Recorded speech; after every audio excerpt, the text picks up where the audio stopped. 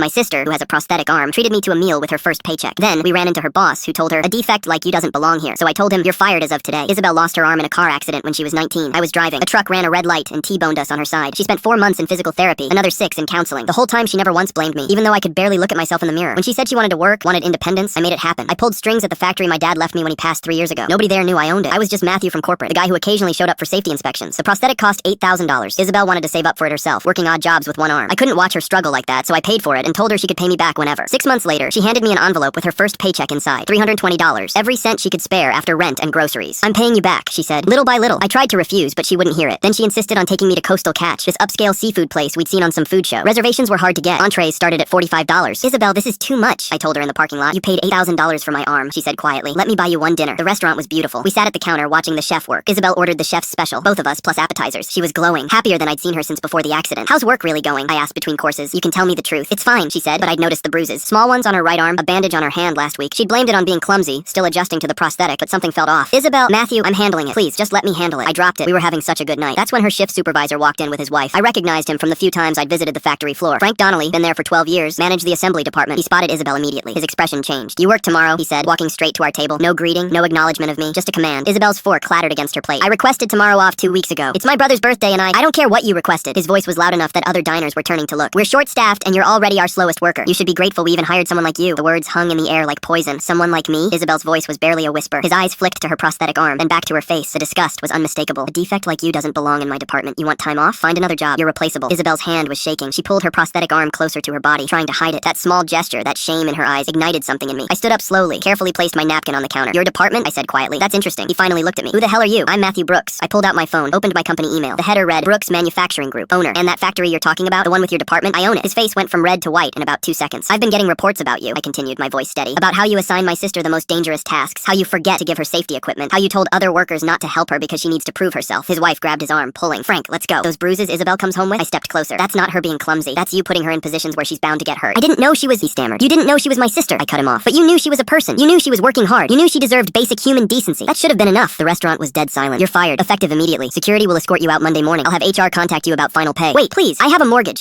You should have thought about that before you called my sister a defect. His wife was crying now, dragging him toward the exit. He stumbled, tried to say something else, but she got him out the door. I turned back to Isabel. She was crying, hands covering her face. I'm sorry, she said. I didn't want you to know. I didn't want to seem weak. Isabel. I sat back down, took her hand. You worked 6 months to pay for that arm yourself. You took a job in a factory where your boss tormented you, and you never complained once. You're the strongest person I know. The chef placed 2 fresh plates in front of us. These are on the house, he said softly. Then he started clapping, slow at first, then faster. The couple next to us joined in, then the table behind them. Within seconds, the entire restaurant was applauding. Isabel was crying and laughing at the same time, and for the first time since the accident, I saw her hold her prosthetic arm up with pride instead of hiding it.